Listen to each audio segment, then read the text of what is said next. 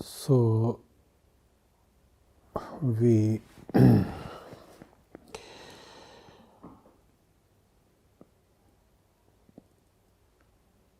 approach the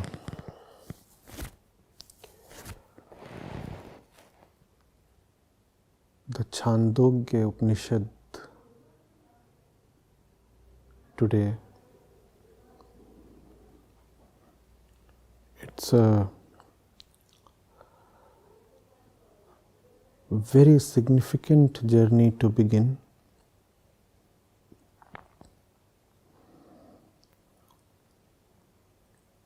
Chandogya Upanishad is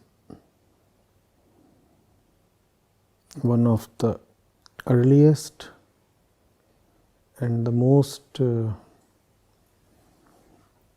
expansive Upanishads.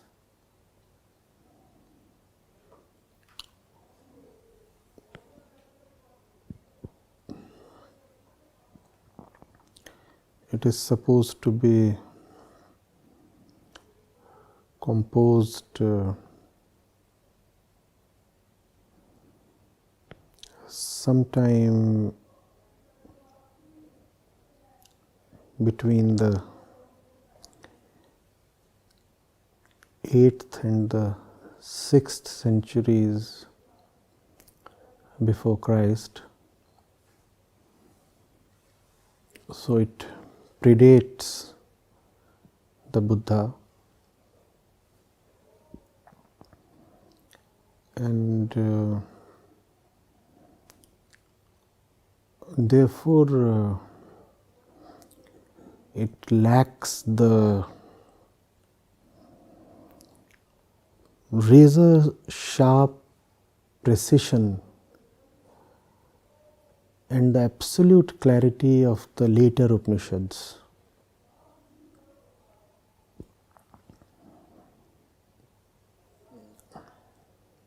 It's a beautiful process from the Vedic Samhitas that started getting composed in the Rig Vedic times.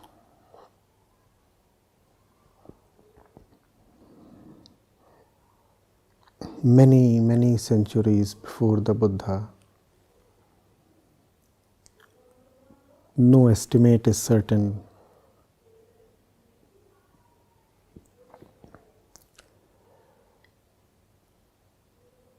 And the beginning was with nature worship mostly, an attempt to please the forces of nature, Prakriti.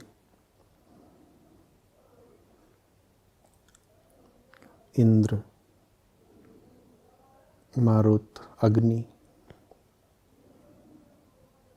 The very first verse is dedicated to Agni.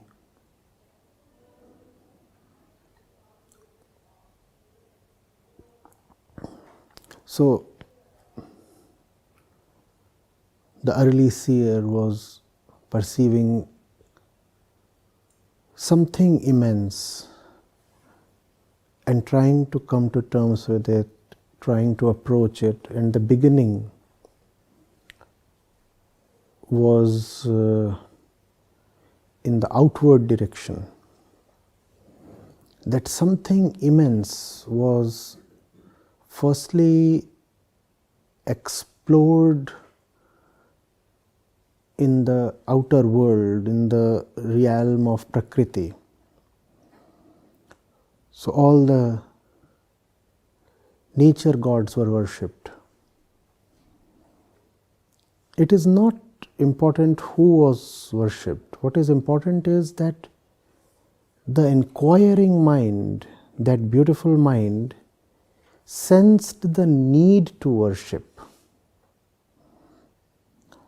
sensed the fact that there is something more important and far bigger than the ego, and one needs to bow down to it.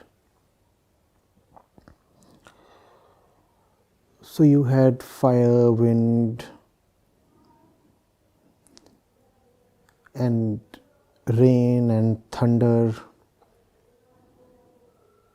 and mountains and vegetation, all being worshipped as if an immensity is being searched everywhere possible.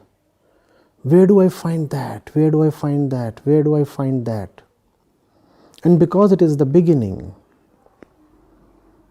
so as happens in the beginning, as is likely to happen in the beginning, the search begins outwardly. Do I find that in the clouds? Do I find that in the mountains? Do I find that in the rivers? Do I find that in fire? And all efforts are being made to somehow reach that or reach there. So there are hymns in praise of the gods, elaborate sacrifices. You see what is coming in the picture. Something is more important than something else, therefore the thing that is smaller needs to be sacrificed. It would be highly unjust if we do not pay respect to the importance of the initial part of the Vedic literature, the Samhita part. Today, standing where we are, mostly on the back of, on the shoulders of rather the Vedas themselves, it is easy to say that the mantras are all insignificant or an exercise in ignorance. Many people and scholars say that way. But when with some empathy you look at the whole process of the development of Vedic literature, the whole process of the germination, incubation, and maturing of wisdom, then you realize what is happening, and that one has to pay respect to how the seed germinated and not just enjoy the fruit of the fully grown up tree. Upanishads are the ultimate fruits of the fully grown up tree of the Vedic process. But the tree couldn't have come without the initial sprouting. And it happens in every process worth the name that the beginning is always in uncertainty. The beginning is always against great odds. The beginning is always in darkness. And when you begin, you stumble. When you begin, you can't be very certain. When you begin, you are groping in the dark. One need not look down upon that. One has to, in fact, respect that as the beginning of something immensely significant. The significance would show up a little later. The significance shows up most prominently, most strikingly in the later Upanishads. We are not talking of the Upanishads that came about in the 8th century or the 10th century after Christ. We are talking of Upanishads like the Ishavasya, Kane, Kat, Mandukya. They are very precise, very succinct, very to the point, if one could say. That kind of a thing we won't find in Chandogya. But still Chandogya is one of the Pramukh Upanishads, the major Upanishads, and not for no reason.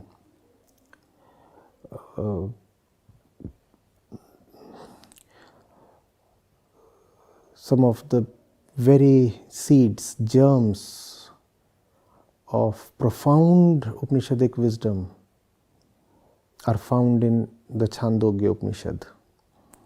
Without the Chandogya, what happened later on couldn't have been possible.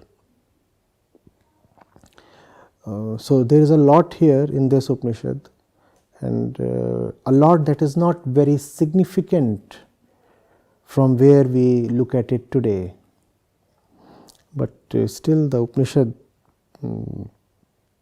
holds great value, and that's the reason we would be approaching it with folded hands. We want to understand what it has in store for us, what it wants to tell and teach us. And in fact, some of the Mahavakyas,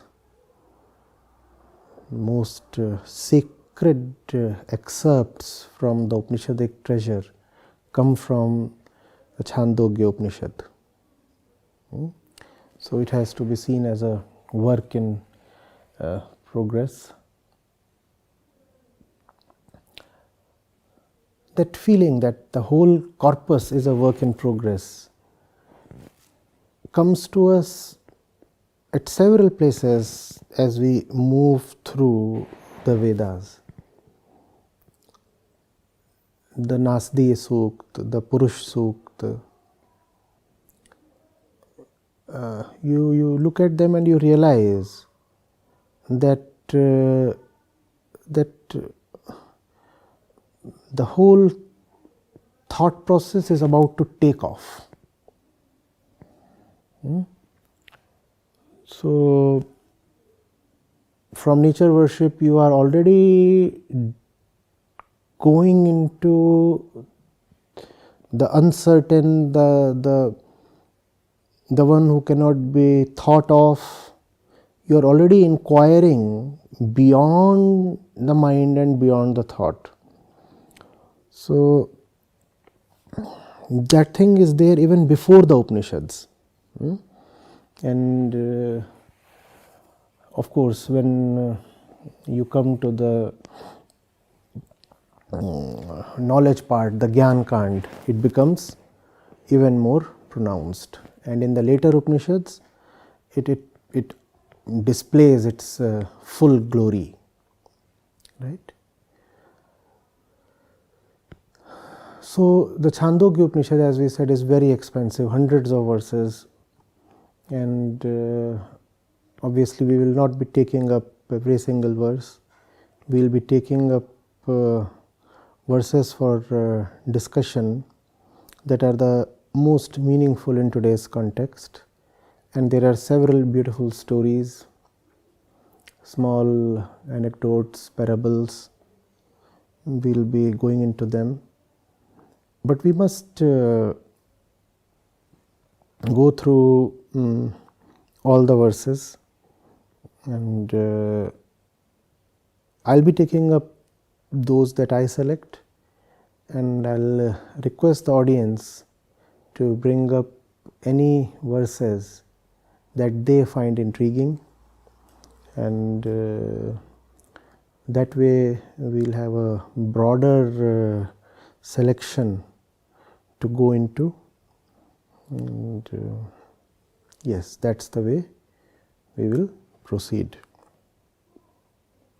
But I'll again remind, you see, we have not taken up Upanishads chronologically. So those who have been with me already have the flavor of somebody like Ashtavakra, where everything is crystal clear, very sharp, very pointed, and very non-dualistic. Now, coming from Ashtavakra or let's say Kena Upanishad, you might find Chandogya Upanishad a bit scattered. You might find the core Vedantic expression a bit hazy here. I said approach the Chandogya Upanishad and also the Brihadaranyaka Upanishad when we take it up with more empathy. These two have 400, 500, 700 verses, and because you are already exposed to very clear expression of Vedantic principles, you might find things, as we said, a bit hazy here, a bit scattered, a bit amorphous. If you do that, then you have to remember that the process is as important as the end, and you have to remember that we all are people on the process, and if we ourselves are on the process, how do we disrespect a thing in the middle of the process? Chandogya Upanishad represents a thing that is shaping up, just as we represent consciousnesses that are shaping up. In that sense, Chandogya Upanishad is closer to where we are, right?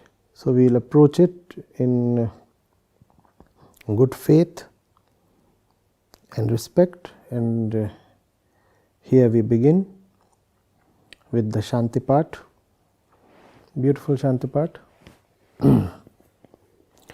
Om.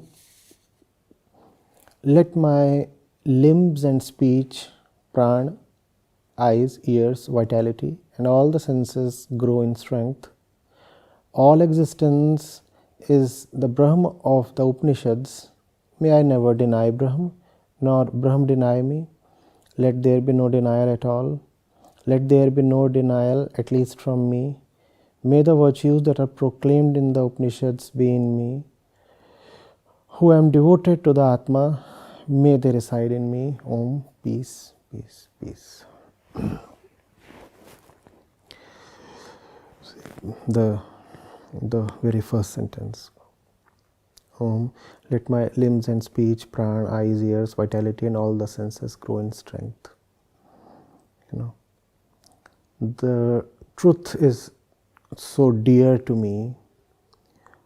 Om is so dear to me that everything that will lead me to the truth, just as Om does, must be preserved, respected, and strengthened. What is Om? In fact, the first few verses of the Upanishad deal with Om. Om, Pranav or Udgit. Om is the movement from ordinary consciousness to a liberated consciousness. The movement from ordinary consciousness to a liberated consciousness, that is Om. A, U and Ma, Akar, Ukar and Makar, they represent the three forms of our ordinary consciousness that we experience, and the silence after Om, the tapering off of the vibrating sound, that represents the silence that these three states so much crave for. So we live in the waking state, in the sleeping state, in the dreaming state, and whatever be the state of the mind, we are restless, and we are restless to move into the fourth, the Turiya, which is just silence. Irrespective of what shape, what state our consciousness takes, it is actually crying to come to rest. Om represents that entire process. Om tells us where we are and Om tells us where we must be. We are in one of the three states always, and 3 does not necessarily mean 3. 3 means 30, 3 means 3000. 3 simply means a multiplicity. So here we are in that multiplicity, and that multiplicity is no good at all, and we have to move beyond that. That beyondness is contained in Om. Om is a continuous reminder that you need to go further and farther, that you need to transcend and go beyond and beyond. Om is nothing but a reminder, continuous reminder of beyondness. So if beyondness is where you have to go, if Om is what the Upanishad opens with, if that beyondness is so very precious, then you have to do everything that will enable you to reach there. The first thing that the Upanishad says is, may your eyes, ears, mind, pran, and all the limbs of your body be strong to take you there. Remember that this is very, very different from having a healthy body for the sake of health. Health not for health's sake, health for liberation's sake. These are two very different approaches. Right? The body is not an end. The body is the ammunition that you have to chart your course. There are so many obstacles in the way. You must have a strong body to deal with those obstacles. Otherwise, the body is of no use. The body will be looked after because the body is the crucible of the consciousness. The body and the consciousness are so very interlinked, and consciousness is my purpose. Liberated consciousness is my aim. Consciousness is intricately linked to the body, therefore I have to take care of the body. If I say I have to take care of the body for the body's sake, then it amounts to the usual animalistic pleasure-seeking behavior.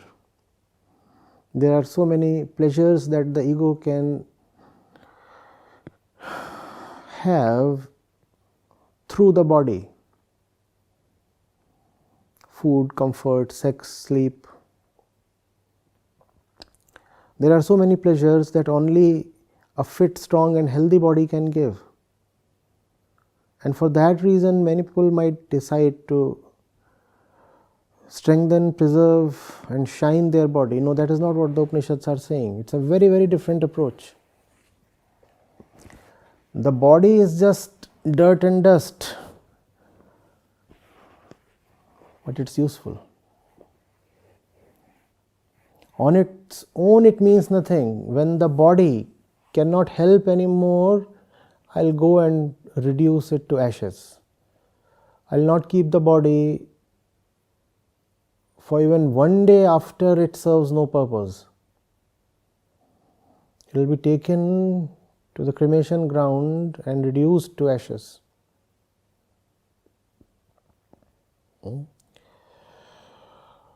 The seers have repeatedly said, if a part of your body serves no purpose, cut it off. The body is not useful for its own sake. In fact, even in the Bible, Jesus says that if your eye is not helping your cause, gouge it out. And here the Upanishads are saying, may my eyes grow in strength. Do you see what the entire emphasis is on? Not the eyes, but on something that the eyes can help achieve. Now you know what is meant by having beautiful eyes. Beautiful eyes are not those that seduce, not those that are lined well, not those that have a perfect vision either. Beautiful eyes are the ones that are looking constantly for truth. A person has beautiful eyes if you can look into his or her eyes and get a glimpse of the truth. Right?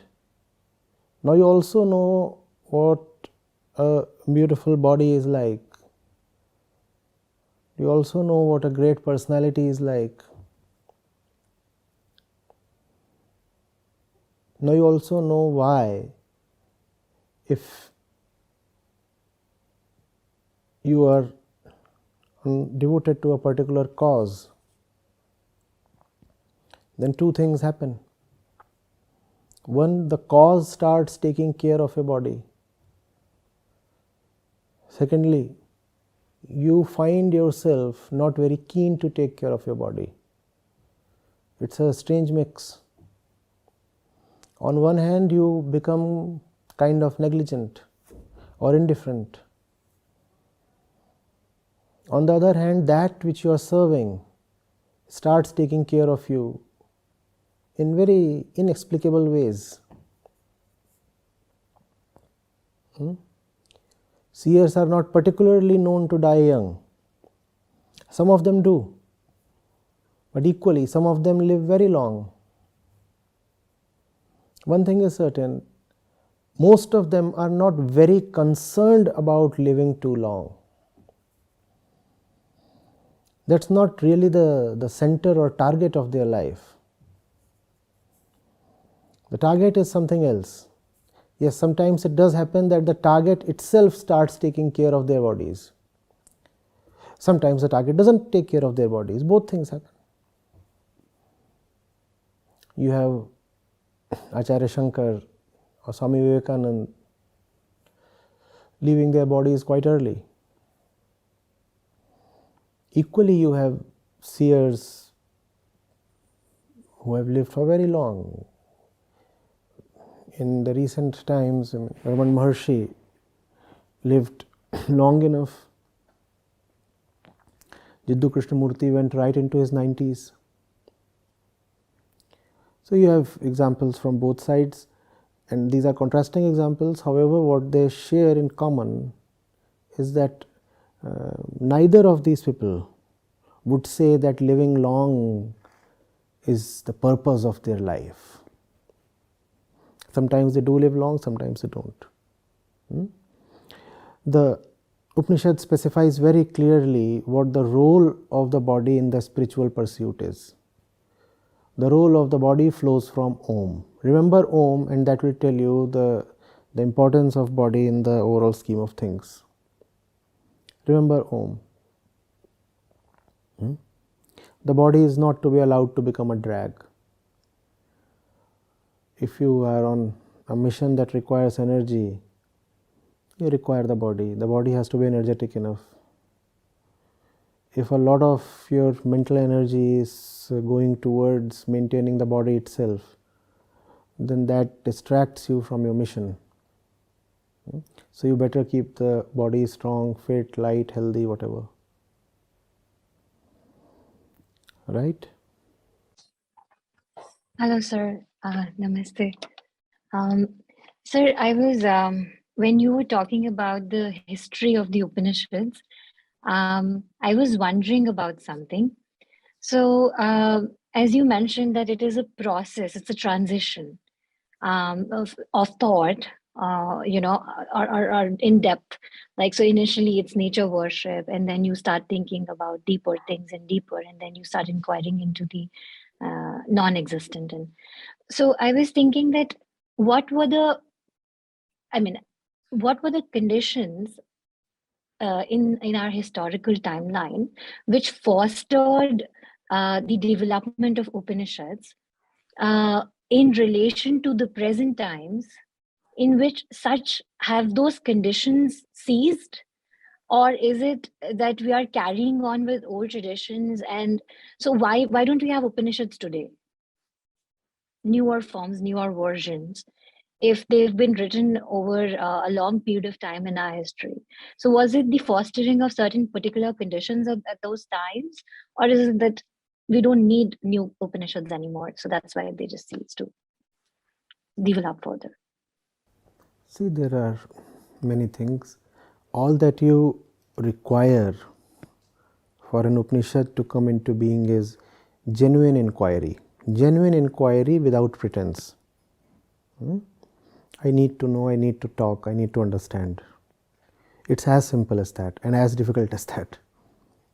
Because to have simple and genuine inquiry requires a very honest life, requires one to have paid the price for that inquiry. Things that are simple are actually the most expensive in existential terms. So yes, there is nothing that really bars the Upanishads from taking birth even today. There were obstacles at that time and there are obstacles today. It is always against obstacles that an Upanishad is born. At that time, the biggest obstacle was scientific ignorance. We did not know enough about the material world, and that was a big obstacle. And that is what led to nature worship and such things also. So, however, the Vedic rishis overcame that obstacle. They overcame that obstacle, and in spite of the very rudimentary level of scientific knowledge at that time, we still had the profound wisdom of Upanishads breaking through. Today the obstacle is of an opposite nature. Today the obstacle is of an abundance of knowledge. We think we know too much, we think we know everything, and our mind is very, very cluttered with nonsense masquerading as knowledge. And therefore, that is an impediment to inquiry. So, ignorance was an impediment to inquiry, today knowledge is an impediment to inquiry. But Upanishads, we said, always are born in an environment of obstacles. So, they can take birth even today. And I'll risk saying they are indeed taking birth even today. When you, for example, read the dialogues of Raman Maharshi, how do you say they are any less than an Upanishad? Right? And there are several other works. If you, for example, read the Kabir Sakhi Granth, it's not exactly ancient. Hardly 600, 700 years old. Far more recent than the Upanishads. And still it is a profound Upanishad. So, Upanishads do come into existence time and again. One could say in every century they are again and again reborn. So, that process is taking place. Obviously, there are problems, there are obstacles, but consciousness has the irreverent habit of ignoring obstacles or fighting against obstacles, and you have the mighty fountains emerging from, sprouting from, breaking out from behind massive rocks of obstacles, just as there are volcanic explosions. It's not easy for the lava to just throw itself up against gravitation into the sky like that. You have to break open the mouth of the mountain, but that's the nature of consciousness. It destroys all material and circumstantial obstacles, and that keeps happening in every age, every time, probably every century. Consciousness is not something that can easily accept defeat. It is the nature of man to attempt his fullest potential, and man will do that again and again.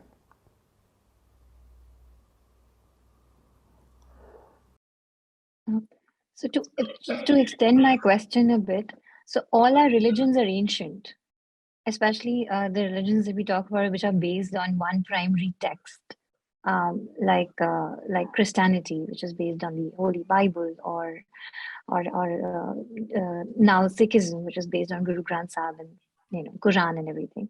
So they don't get they don't get updated. There is no attempts to even interpret them in a newer light. That needs to happen. That needs to happen. Every age requires, according to its time, its condition, its language, its vocabulary, a new expression of the same old truth. And in fact, it is when you want to come up something that is suited to your age, that's when you discover what all is irrelevant in the old books because it was time bound. You see, the old books were written, or you could say revealed, with an audience in mind. They were spoken to a certain people in the language and the idiom of those people. Those people are no more there, they have changed. That language no more exists. The mind that was spoken to exists no more. The truth at the core of the book or the revelation might be timeless, but a lot about that truth, a lot around that truth, surrounding that truth has totally changed. So there is always a need to spell it out differently, in a more contemporary way, a more topical way. If that does not happen, then there is a kind of anachronism. You start taking things literally. You forget that a lot in the books is very figurative, and you forget that a lot in the books refers just to the time and conditions when the book was written or revealed. So a lot is no more applicable today, and a lot is no more useful today. It might have a historical relevance, but it does not have a contemporary relevance. Equally, a lot continues to have relevance and would always be relevant, because the truth never fades out, it is timeless. That distinction needs to be made. What in any particular book is time bound versus what is timeless in the book. And therefore, courageous and honest attempts have to be made continuously, always, to focus only on the truth and not on the noise that surrounds it. And remember, whenever the truth would gain expression, there would always be a certain noise surrounding it. That is the problem with all expressions and words. You want to say something, there is a core of what you want to say, and then there are the words in which you say that, there is the environment in which the expression takes place. So that's noise, that's time bound noise. That noise is beneficial at the time of expression. That noise is the carrier of the truth. But all carriers are time bound. The thing that acted like a carrier 1500 or 3500 years back will not act as a carrier today. There were diamonds then, there are diamonds today, but then you carried them in bullock carts. Today you carry them in jumbo jets. The diamond may not have changed, the carrier needs to change. And if you do not change the carrier, then what will happen? People will dismiss the diamond along with the bullock cart, and that is what is happening today. Because we want to say that the diamond and the bullock cart are inseparable. People are dismissing the bullock cart and along with that the diamond, which is a great tragedy. You have to make this distinction. You have to realize that a lot of it is just the cart, and you have to realize where the diamonds are. Pick the diamonds and let the oxen free. You don't need the bull anymore.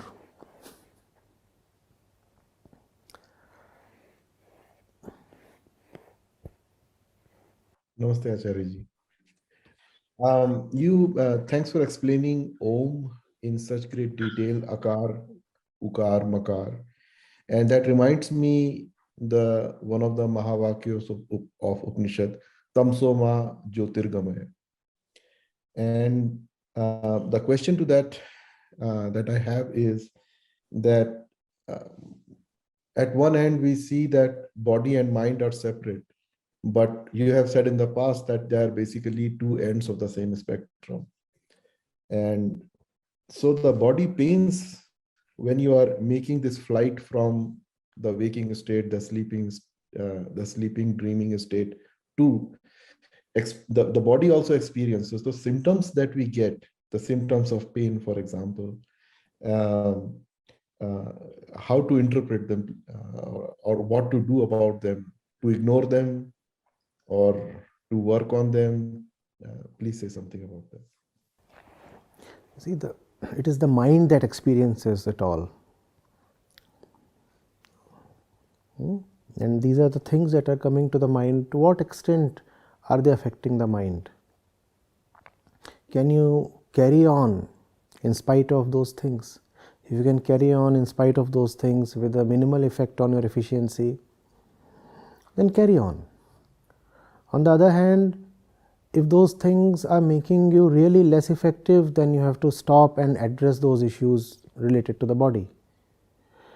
It's like the noise that your car makes. There is no car that is perfect at any point in time, right? But you can't just keep sending your car to the garage for every small niggle. The wiper is making noise against the windshield, and there are no wipers that make zero noise. There are no shockers that are perfect at any point in time. Something or the other in the car is always a little off the center, no? But you have to make a very balanced, a very conscious, discrete decision when to carry on with the car and when has the condition, the point been reached when you have to stop and say, well, the thing needs rest for 3-4 days, send it to the garage, let it be serviced, and I'll make do without it for these 3 days. There can be no one answer to it. The one thing is that the car is to be used to reach the destination. To the extent possible, don't pamper the car. But you have to also remember that the car is just a car. The car has no devotion towards the target. So if you don't service it ever, it will crumble, it will fall apart. So you have to, if not pamper it, at least keep it in working condition.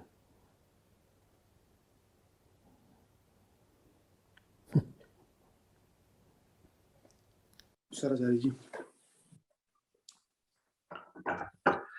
As you said that our relationship with our body should be as a tool to fulfill the purpose of our life. So that I feel the same with my tendencies, that they are my tools as well, but my whole persona and my aham is also connected with those tendencies. So I have to use those tendencies as a tool as well, but my whole thought process, my likes, dislikes are coming from those tendencies as well. So how to oversee this process to fulfill that purpose? You have to be cautious when the tendencies are hijacking the ride itself. You have a car, let's say, and the car is very, very suited to highways, and the car also has an inbuilt navigation system, and you want to drive your car to your destination. You tell the car what the destination is, and the internal navigation system figures out the way. Now here lies the catch. Which way? The shortest way or the way suited to the car? The way suited to you or the way suited to the car? Now this is a subtle trap, because the car is not actively revolting against you. The car is saying, obviously I am taking you to your destination. But you see, I am a supercar and I have a low ground clearance, and I can run very speedily on well laid out super highways. So what do? Even if a shorter route is available, but that shorter route involves navigating through a bad road, long rough patches, I will not choose that. I am not saying I will not take you to your destination. I will take you to your destination, but in a way that suits me. Now that is how the ego can hijack your purpose. That is how your tendencies can hijack your purpose. Remember, it is a subtle trap. They are not telling you, we do not want you to reach your purpose. They are telling you, obviously we are helping you reach your purpose, but in our own way. And you will have to trust them, because they are not lying.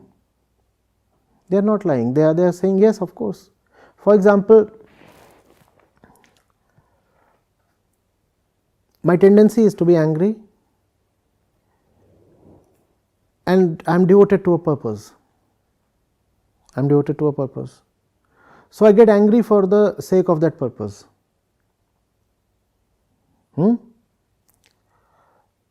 Now anger is not revolting against you or deceiving you. Anger in its own place is being honest. The anger is saying, you see, I am activating myself for the sake of the purpose. I am not angry for some selfish reason, you see. I am angry for the sake of the purpose, right? And that way your anger gets a clean chit, a green signal. I am angry for the sake of that. But then if you look at things and how they pan out eventually, you might figure out that it was good old Maya playing herself out in a very subtle way. Anger expressed itself and the purpose suffered. Though at the time of the expression of anger, what was the alibi of the anger? I am not doing it for my own sake, I am not being selfish. I am doing it for the sake of something higher than myself.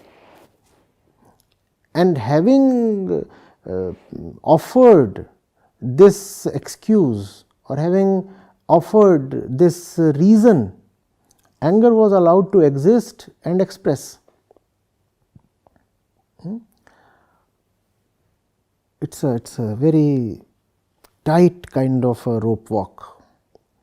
On the other hand, we have no option except to use our tendencies, because that's all we have. We cannot have a second body, we cannot have a second brain, we cannot have a second birth, and we are born with a lot of things in this body, in this birth. So that's all that we have. So on one hand, That's what we have to make use of. On the other hand, we have to remember that these tendencies have a way to hijack the whole ride.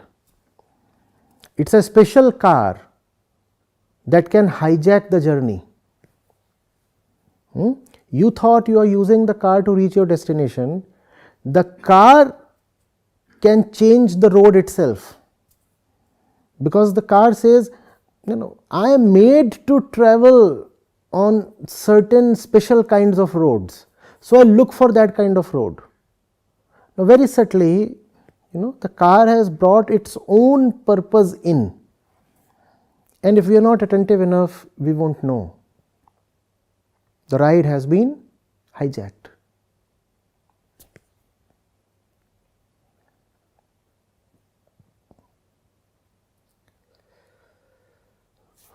Caution. You have to use it without allowing it to use you.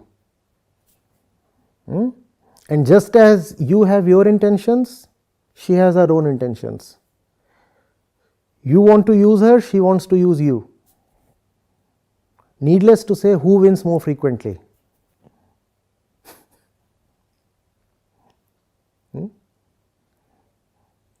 Acharya ji, I wanted to ask that, like, how to know exactly that those tendencies have hijacked our consciousness? What is the sign of that? If you are attentive, you will know whether you are moving closer to your target or drifting away from it. The car has stolen the ride. You are not the car. You must know where you want to go. The car has its own purposes. You must have your own and remember them. Namacharji. Yes. So my question is from what we started the session with in the beginning. You mentioned that it is not important who was worshipped.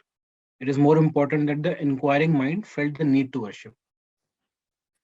So I want to ask a little bit regarding that this process. Was this a process which led a purely physical consciousness from an animalistic consciousness to a point where it needed felt the need to worship? Was it a gradual process, or was there some kind of a moment, sort of a eureka moment or something, where the mind felt the need to worship? There are lots of eureka moments. Not one eureka moment.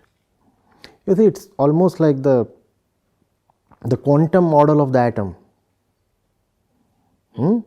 So there is one particular orbit the electron is in, and then it gains energy, gains speed, and then comes a point when it jumps off to the next orbit. There is a quantum leap. That's what you are calling as the eureka moment. Right? It's a discontinuity. It's not something incremental or gradual. There is a sudden change in orbit. N is equal to 1 becomes N is equal to 2. And that's not the end. Then there is a further increase in restlessness.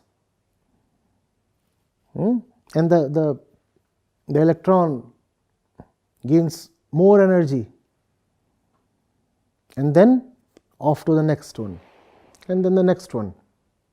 So on one hand, the gain in energy is a continuous process. On the other hand, the eureka moments are definite and discrete. They are not continuously happening. There are a lot of them, they are very frequent, but it's not as if they are happening every moment. Maybe there can be a eureka moment one every week, or one in 7 years, or one in 70 years, right? But the process of inquiry is continuous, just as the electron is constantly orbiting the nucleus.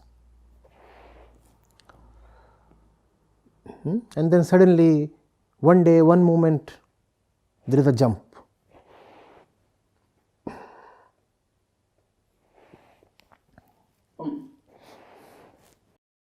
I have a small doubt I have with this is, having listened earlier to Krishnamurti ji also, he talks about that this process doesn't happen through time. He says it is out of time. But if we try to visualize this process, it sounds like, the consciousness was just waiting to have this moment and then move towards liberation. So then it makes it a process in time. Whereas, we've heard that, it cannot be done through time, or liberation cannot be achieved through time. So isn't there a sort of a I'll reply to that, and equally the Shantipat itself has a beautiful answer to your question. But I'll tell you, these are probabilistic models. I'm trying to reply to you using the same quantum model. Even if the electron has a certain energy, that does not guarantee that it would be found only in a particular orbit. Yes, the probability of it being found in a particular orbit increases if a certain range of energy is there. Are you getting it? There is always chance involved. That's what the Upanishad is also addressing in the lines that are to follow. Right? So you just cannot do it on your own. That's what Krishnamurti means when he says it is not within time. That it is not within the scope of your personal effort. Personal effort is what is time, right? Linear movement in time. I'm practicing more, I'm doing more, and I'm accumulating my effort over time. That alone will all suffice. There is something bigger and higher and more important that is at work. And one has to give due credit to that, right? Otherwise, merely slogging in a mechanical way will not take you up the liberation ladder.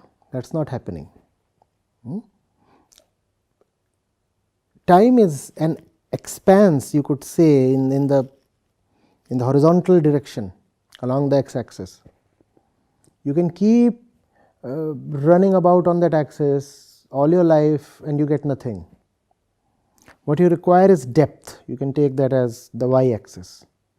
That is attention, and that is not really in time, because it is perpendicular to the time axis. It is orthogonal to the time axis. So it is not really in time.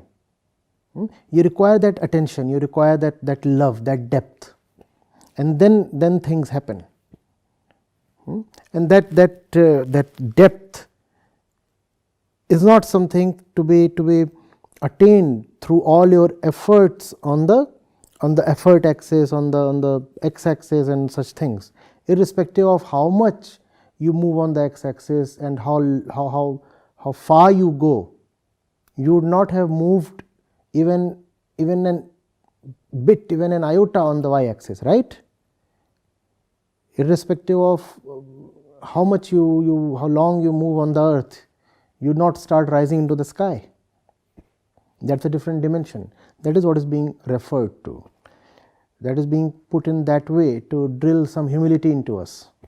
Otherwise, we will think of liberation as some kind of material project that you can plan and achieve in stipulated conditions of time and effort. You could say these many units of work needed, these many laborers needed, these many books to be read, these many hours to be spent in meditation, and together all this will lead to liberation. It cannot be formulaic like this. It cannot be time bound like this. That's what Krishnamurti is saying.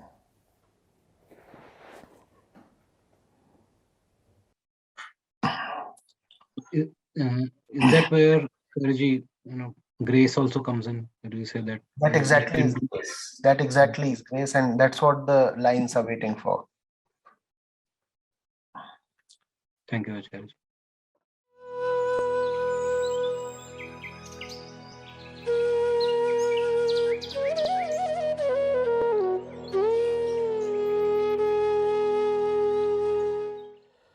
All existence is the Brahman of the Upanishads.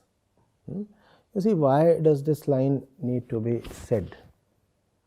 All existence is the Brahman of the Upanishads.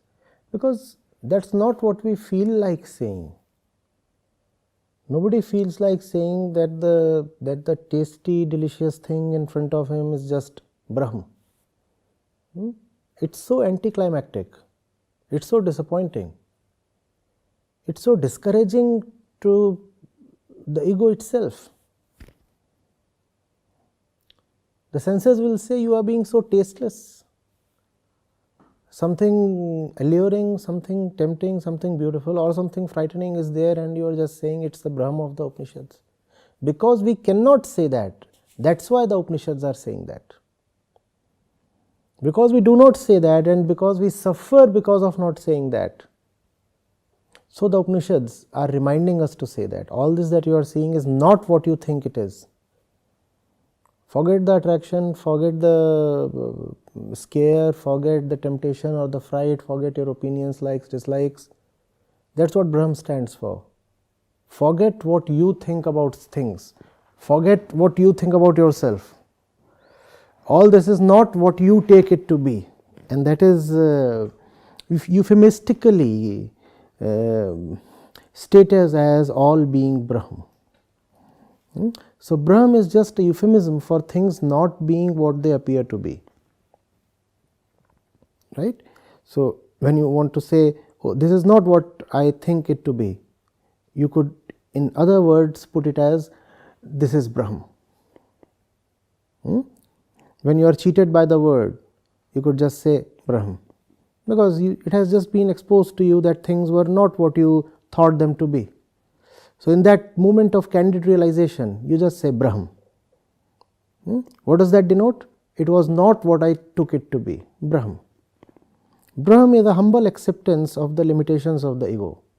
Brahm is a humble acknowledgement that you have been deceived by yourself once again. So that's what is being said here. All existence is the Brahm of the Upanishads. Somebody really wise, somebody really mature, somebody really brazened would have uttered these words.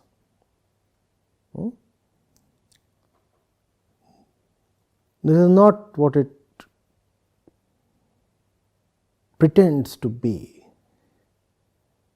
Why say so many words? Just say Brahm. Brahm is some kind of an acronym. Brahm. Brahm. The wise mind, the attentive mind comes upon the futility of it all, the inconsequentiality of its all,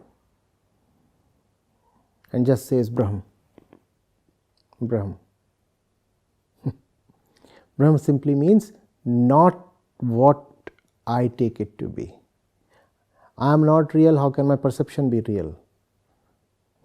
Why say so much? Simply say Brahm. Brahm. So all existence is the Brahm of Upanishads. Existence is not intent on cheating you. Existence is your own creation and you are your own enemy. Therefore existence hurts you time and again. Brahm. Brahm. Brahm. Look at your own face in the mirror and just utter Brahm. You are not what you think you are. Brahm. May I never deny Brahm, nor Brahm deny me. So, Anupam, you see grace kicking in. May I never deny Brahm, nor Brahm deny me. Right? On my side, I will do the utmost possible. I will never deny Brahm, which means I will never patronize myself. I will never be too fond of myself. I will never say it exists because I think it does, or it is true because I insist it is. No, none of that. All that is just too ludicrous.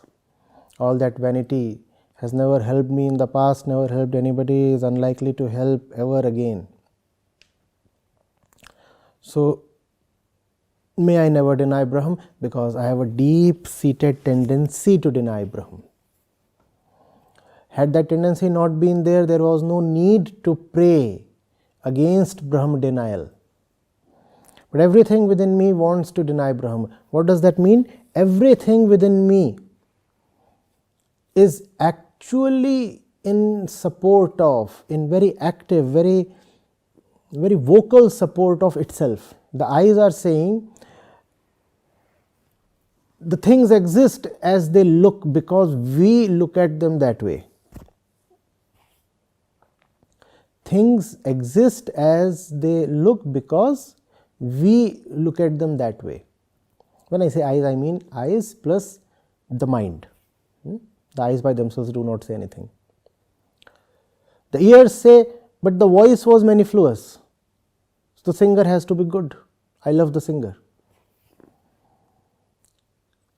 Every bit in our being has a tendency to construct, manufacture truths of its own.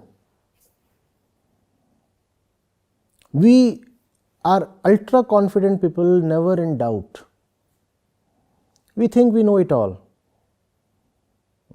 And the moment we say we know it, we are actually denying Brahman. And that's why the sage prays, may I never deny Brahman, because that's what I anyway do every time. I deny Brahman. I don't want to do that. I don't want to deny Brahman. I don't want to deny Brahman. And then comes the prayer in absolute helplessness. And may Brahman never deny me.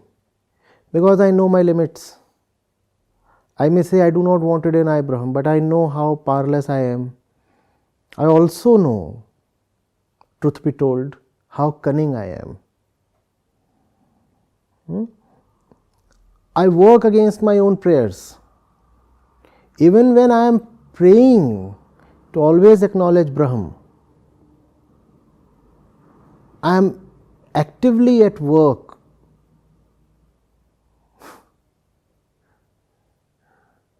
to just keep acknowledging myself. I know the kind of funny chap I am. Therefore, I leave it to Brahman to save me. But that is after I have done the utmost I can. I am not being fatalistic. I am not trying to evade my responsibility. I am not trying to just have a free ride. I will do the maximum I can. And I acknowledge that even the maximum that I can do will not suffice. Therefore, I am saying, having done the maximum I can, that now it's up to Brahman. I have done my best. Not that I have evaded work, not that I have been dishonest, not that I have cut corners. I have gone to the maximum extent I could. But I know I am dishonest. I know I am limited. Therefore, I know that I won't suffice. I know that when it comes to the grand and final project, my own particular personal efforts are bound to fail. So I pray, may Brahman never deny me or disown me. Beautiful. People talk of Upanishads as belonging to the Gyan Kand or Gyan Marg, the way or path of knowledge. You see how beautifully devotion and surrender are appearing even in the earliest of Upanishads. And we talk of bhakti as something disjointed from Gyan. Bhakti and Gyan, I have always maintained, are inseparable. See how they are. May I never deny Brahman. May Brahman never deny me. What else is bhakti? An admission of your own insignificance, an admission of your powerlessness, and therefore a desperate cry, come save me. If you appeal to me so much, if you mean to me so much, then it is upon you to rescue me. Else why do you call me with such intensity?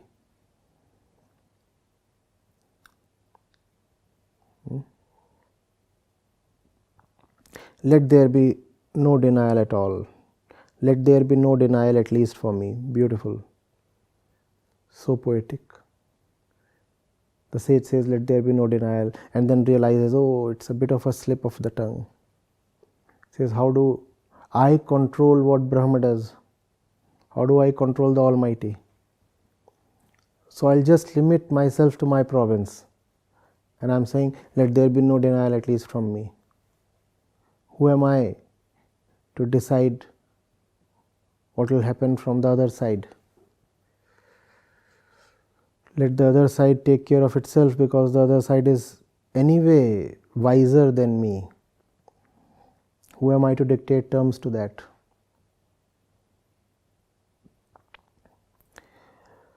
May the virtues that are proclaimed in the Upanishads be in me. There is a lot that you need to have if you want to really conquer yourself.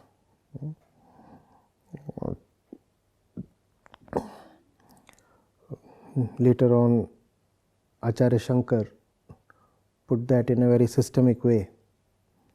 But even before he did that, 1,000 years later, those virtues are found scattered all over the Upanishads. Sham, Dam, Titiksha, Uparati, Vairagya, Mumuksha. This is what one needs to tread on the path of liberation. The seeker is asking for those qualities, those virtues. Let them be in me. May I know how to fight against myself. May I know how to douse my inner fire, Sham and Dam. May I be detached from the external world, Titiksha and Vairagya. May I be able to survive in whatever conditions the world throws at me, Titiksha. May I be inward looking, Uprati.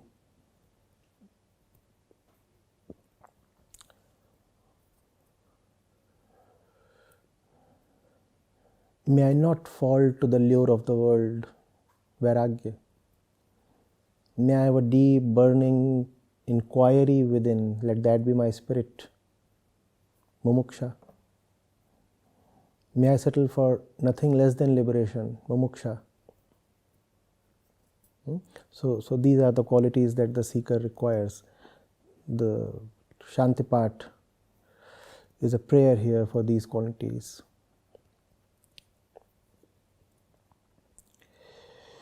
May the virtues that are proclaimed in the Upanishads be in me, who am devoted to the Atman. What does it mean to be devoted to the Atman, to Atma? It means to be devoted only to the best within you. It's great to support yourself, to patronize yourself, to love yourself, but which part of you are you exactly devoted to? Because you are not one, you are many. What within you deserves your patronage, your support, your friendliness, your encouragement and energy? Not every bit of you is worthy of your patronage. Not every part of you deserves your support. Mostly, your parts deserve discouragement. In fact, they deserve to be disowned. But there is some bit of you that you need to strongly back. There is something within you that you need to very strongly assist. That's the closest to Atma. That's what would take you to Atma. So you need to have Vivek here. And by the way, Vivek is one of the qualities that Acharya Shankar very strongly talks of as a qualifier in the seeker. You need to have Vivek. So Vivek is needed not only with respect to the external world, what is it to be chosen, what is to be discarded. Equally, you require Vivek when it comes to your inner world. Which thoughts do you energize? What do you put down? What feelings are worthy of protection? which feelings are just worthless. What in your life is to be preserved at all costs, and what else is there useless, needless drain of energy and resources? Why not just throw it away? Figure out the diamonds in your life, secure them, preserve them, patronize them, worship them. And you can do that only when you conserve your energy from all other places. If you keep dissipating yourself at 1,000 places, obviously you will have very little left to devote to the right thing, to the diamond I am talking of.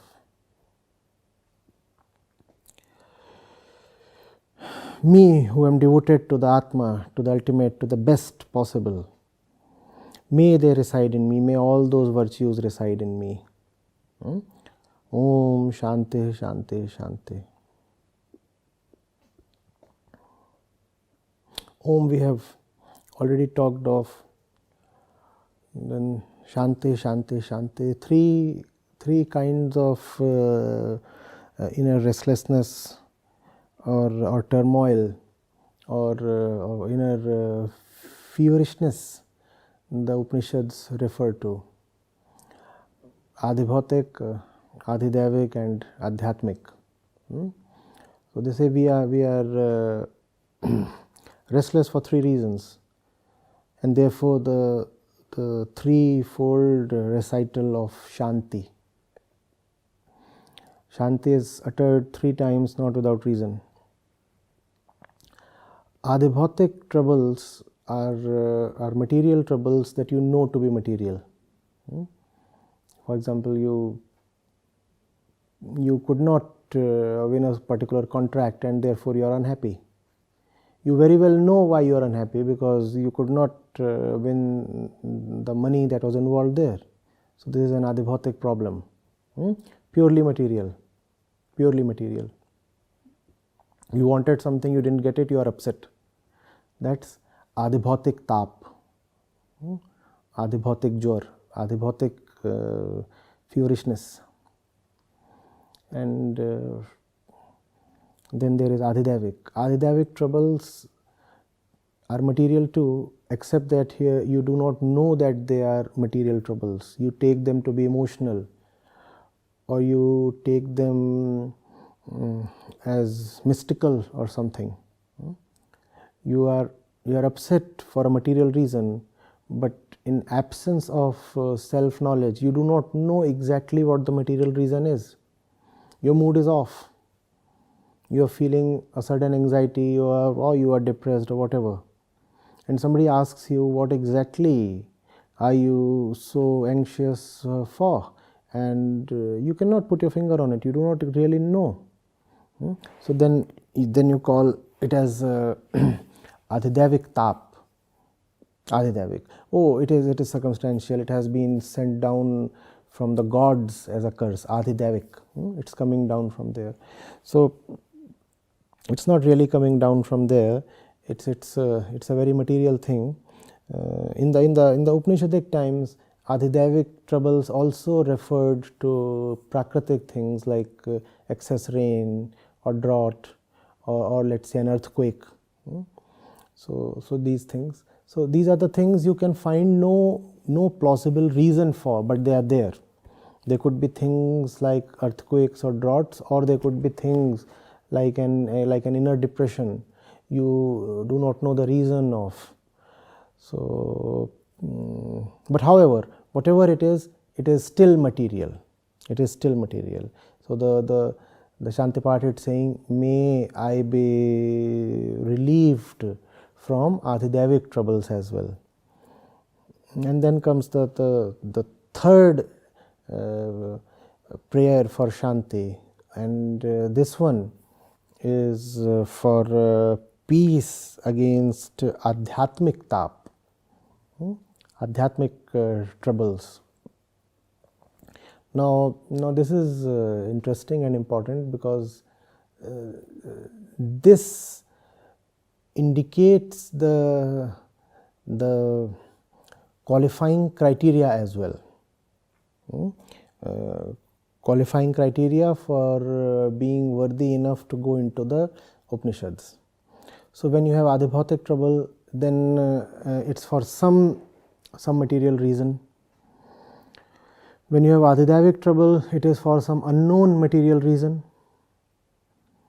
And when you have adhyatmic trouble, it is for an existential reason. There is really no particular material reason. There really is no reason. It's just that you are not okay with being as you are. You are not okay with existence itself. It's not that you are upset with something particular in existence. You are not all right with existence itself, and that is adhyatmic trouble. This is the kind of trouble that a Gautam Buddha would have faced in his palace.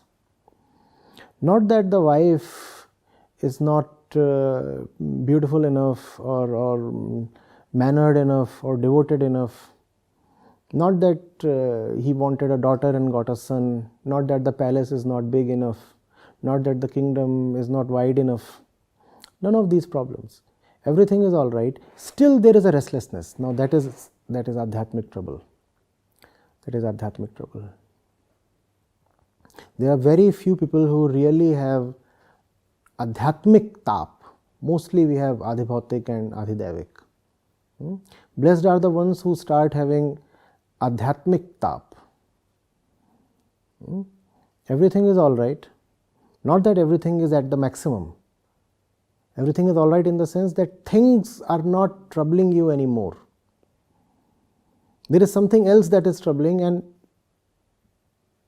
that something else is very difficult to take care of. You have tried everything, and things don't work when it comes to that particular kind of trouble. And that is adhyatmic restlessness. Only when there is adhyatmic restlessness do the Upanishads become meaningful to you. Because if your restlessness has to do with the material, then you may go and obtain the desired kind of material, and your restlessness would be taken care of for a while. Only when your restlessness has nothing to do with material that you realize that further material pursuit would be of no help. That's when you are forced to turn to Vedanta and wisdom. Om Shanti Shanti Shanti. It is the third Shanti, that is the real one and most elusive one. It has become fashionable these days to just say Om Shanti, which is a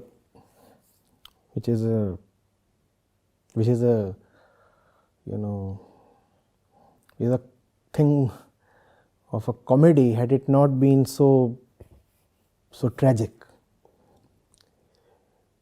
It's not without reason that the Upanishads utter Shanti 3 times. If you just say Om Shanti, you are limiting yourself to the material. You are saying, may all my material grievances be redressed. Om Shanti. And what about Shanti and Shanti, the other two? The really higher kinds of troubles. You have totally overlooked them. Is that purely a coincidence, or is it by design? So do not try to take shortcuts when it comes to the Upanishads, at least. If something is uttered 3 times, the number 3 has some significance. Without understanding Vedanta, do not try to appropriate Vedantic parlance. Otherwise, you will be making a joker of yourself. Don't become an existential clown. It's Om Shanti Shanti Shanti, and for good reason.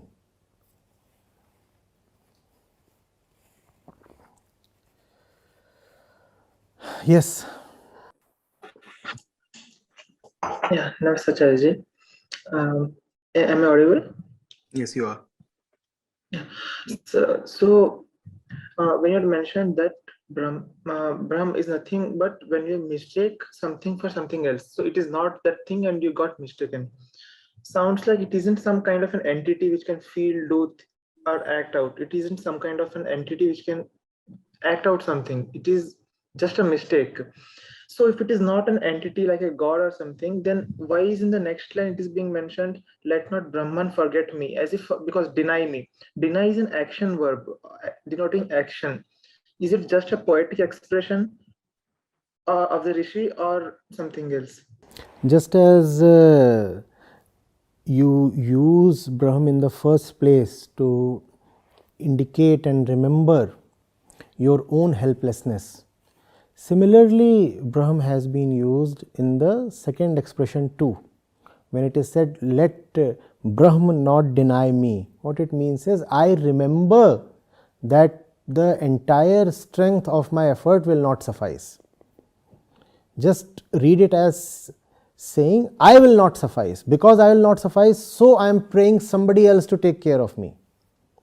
Now that somebody else is obviously not an active entity. But when you say, let Brahm take care of me, what you are saying is, I am not sufficient to take care of myself. It has to be read that way. The Upanishads have to be read in a very special way, the way of denial, the denial of the ego. But because the ego does not like to hear itself being denied again and again, therefore Brahm has been used, some kind of a method to deny the ego. Instead of saying not ego, you say Brahm. Because who is the recipient of these words? The ego itself. If you repeatedly tell the ego, not ego, not ego, not ego, it will get infuriated and bored and run away. So instead of saying not ego, you say Brahm. Right. So, but however, that is not to be taken as Brahm being some kind of a formed or active entity with a will, with a choice or anything. Brahm is just something figurative. Brahm is not something that exists. So when it is said all existence is Brahm, what does that mean? All existence is not ego, meaning it is not what I take it to be. That does not mean that it is something in particular. That does not mean that Brahm is something you can conceptualize or think of, or Brahm has something name, form, or Brahm is unable, or Brahm is amenable to description. No, none of that. So aren't we moving very close to atheism here once we say that Brahm is not an entity or is not a god? Aren't we moving very close to atheism here then? You are moving close to the true self. You are denying the ego. What are you denying? Ego. Now if your God comes from your ego, then you are denying God as well. But do you want to take ego denial as atheism? No. You are denying the ego to affirm the truth. However, you are very right in a very ironic way. Most of the gods that we worship as human beings are nothing but reflections of our ego. So it is not incidental that when we deny the ego, we end up denying the gods also, because those gods are anyway just a reflection of the ego. So true theism will look very much like atheism, because true theism will involve denying everything false. You will have to deny the ego, and therefore you will have to deny all the gods that man worships. It's irrespective of whether you worship one god or many gods. There are streams that say we worship just one god. There are people who say, oh, we worship many gods. So all those things, irrespective of the number of gods, the fact is our gods are just reflections of who we are. And when you want to negate the ego, all your gods also disappear. But that does not mean you are being atheistic or nihilistic. In fact, you are now being just truthful. You are negating and denying something which anyway is a myth. You are denying the ego. You are denying ahankar. Why? Because you love the truth. You want to just talk of the or be in the Atma, and that is the highest act of theism or astikta. So, true astikta, it is ironical, it is a reflection of the way we are, looks so much like nastikta. Thank you, sir. Just last question from my side will be, it is a mention of Shanti 3 times, but like after I started listening to you and reading this wisdom texture, the process is not full of peace, and it is quite frictionful process, and we keep on questioning ourselves, and it isn't anywhere close to being a peaceful process. So is peace a end state kind of a thing, or and the most important is a process which is frictionful most of the times? Work in process. You can never have absolute peace. In the context of the person, absolute peace is just a movement towards the absolute. So you can have absolute peace, at the same time you can never have it. Absolute means the utter maximum possible. To the ego, the utter maximum possible is just movement in the right direction. And a final arrival, a conclusion, an ending, that's just a utopia. Don't hope of that. Just keep moving endlessly, pauselessly, and revel in the process. Be joyful, be grateful that you could move in spite of the adversities. That itself is the absolute. Arrival is not the absolute. The journey is the absolute.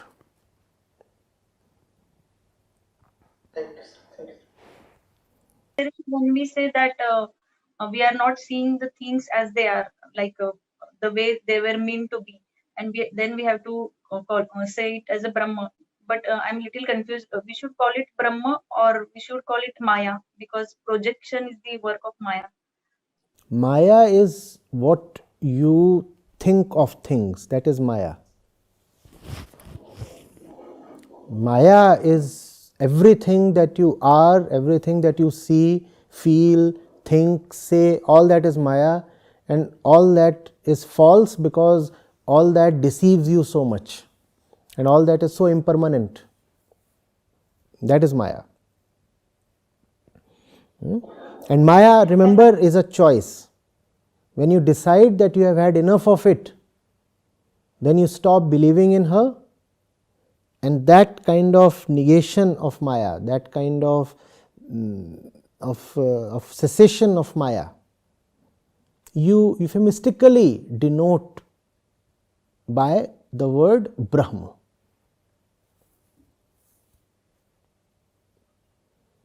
And Acharya, one more thing, as we have heard that the whole spirituality is about distancing ourselves from the doer, that is ego, I think. So how to practice that in our day-to-day life? Be more assertive against the doer. The doer does not seek your permission, does it? Tears just well up, your eyes are flooded, anger arises and your cheeks are flushed with blood. There are instinctive reactions, one falls in love as well. So many things happen without your permission. Learn to be more assertive against yourself. Ask yourself, such a thing is happening in my inner world. Is it happening with my consent? Why can't I be the ruler of my inner universe? Alright, I cannot be the queen of the world, but why can't I rule even my inner world? Why must I have feelings I have not sanctioned? Why must uninvited thoughts rule over me? They may come. I may find I have no control over their arrival. But why must I allow them to lord over me? Moods, thoughts, impressions, aversions, all these things, that's what we live in. No? And the body is aching at some point, and the mind is saying, oh, that ache is so important. Some prospect is luring me, so much money can be had. If I go to that place, I'll probably win the respect and sanction of some people. All these things are there. Ask yourself, have I really allowed them to exist within me? Or are they just coming and trespassing and then occupying my entire inner space? Why must I allow that to happen? They are trespassing in such an indecent way that they are occupying not only inner space but also my name. They have hijacked even my core. Somebody has barged into your house, and not only has he stolen the things inside your house, the scary thing is he has stolen away even your name. He came in, he occupied your kitchen, your bed, your things, your money, your thoughts, your emotions, and also your name. You start saying, I am angry. But anger never took your permission. How come you are angry? I am sad. But sadness never asked for your permission. How come you are sad? Such an intruder this sadness is. And very, very sly intruder. You do not say, oh, I am Chitra, and sadness is trying to barge in.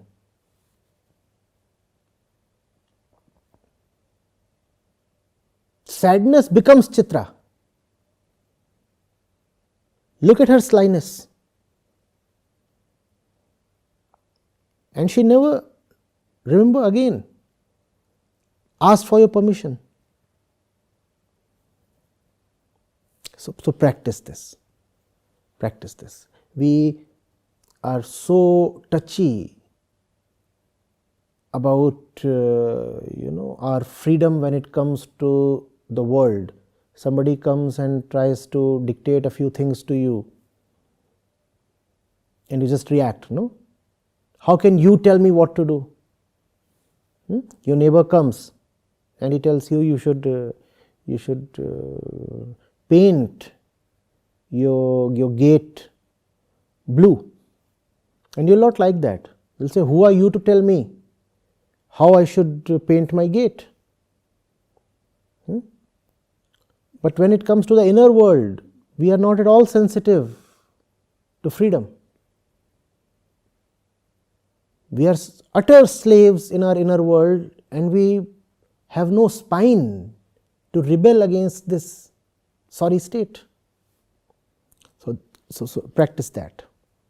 Practice that. Thank you. So earlier we were talking that you said in the context of worshipping the Atma that it's about worshipping the highest in ourselves.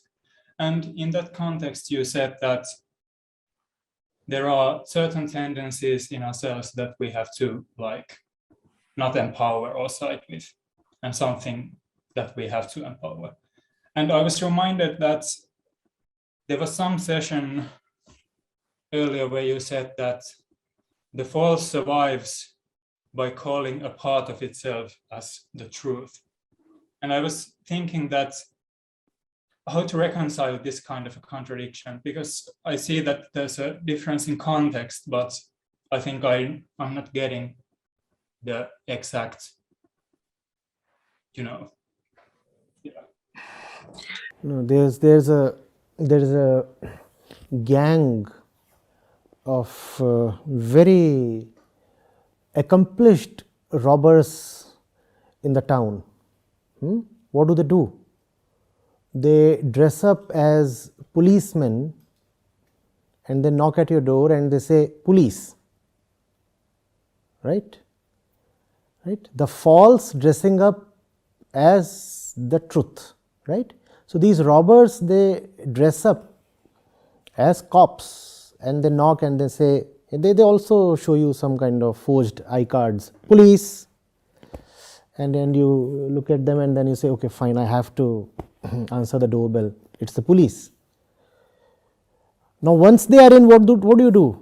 Once they are in and they start showing their true colors, what do? Do you say, well, the police is the robbers, so well, there is nobody to go to seek help? No, you don't do that. You dial 100 or whichever number you dial in your country. You dial some number, right? You don't start saying, well, the police is already here, so there is nobody to go to. The true police too does exist. The false can masquerade as the truth, but that does not mean that no truth exists apart from the false. But that is something you have to be very discreet about. Maybe you should look more closely at their iCards before answering the doorbell.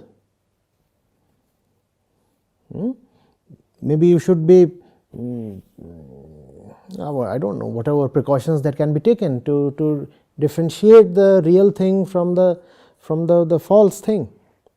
But it would be a mistake, it would be a tragedy to think that there is nothing within you that can assist you in your journey to the truth. Right?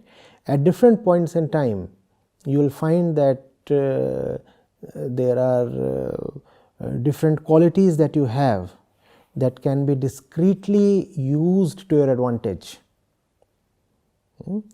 In fact, if you are devoted enough and loving enough and discreet enough, you may find that practically everything that you have is useful at some point or the other.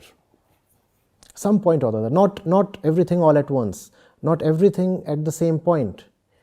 Most of what we have deserves condemnation or indifference most of the times.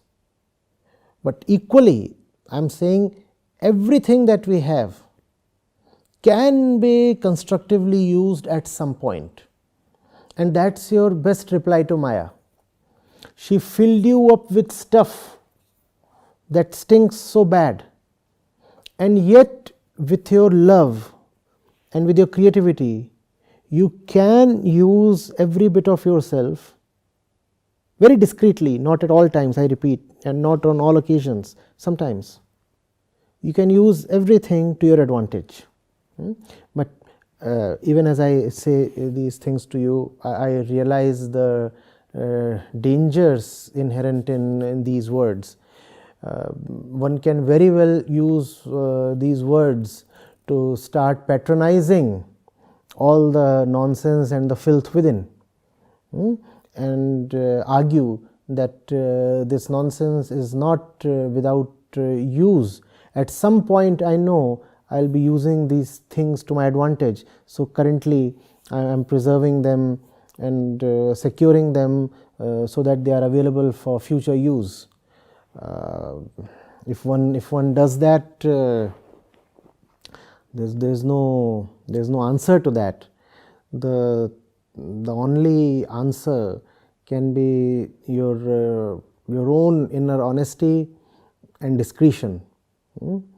So you see, it is not without reason that liberation is such a complicated affair, right? You have to use your own inner enemies to your advantage. And it's so easy to be deceived and fall flat and discover that in your attempt to be clever, you have you have been made a fool of. And that happens even with the most sincere of seekers.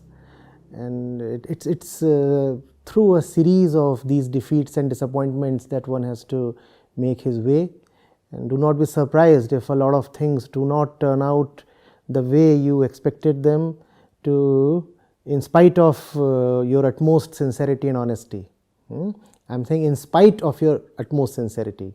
If you're not sincere, then the result is foretold. But even if you are sincere, be ready for setbacks, and just keep getting up and trying all your life.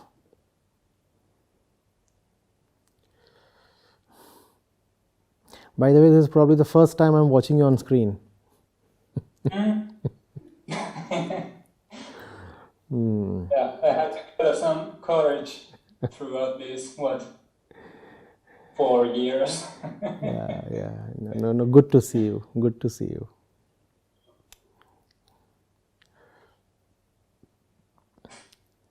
And thank you. Thank you as well. Acharya ji, may I ask my question? Yes, please. Means knowing Brahma is only a journey which does not have any, means the destination is at infinity and we cannot reach the destination, but we have to follow the journey. You reach the destination through your disappearance. But that's just a heavy word. You could say the purpose of life is to keep approaching Brahma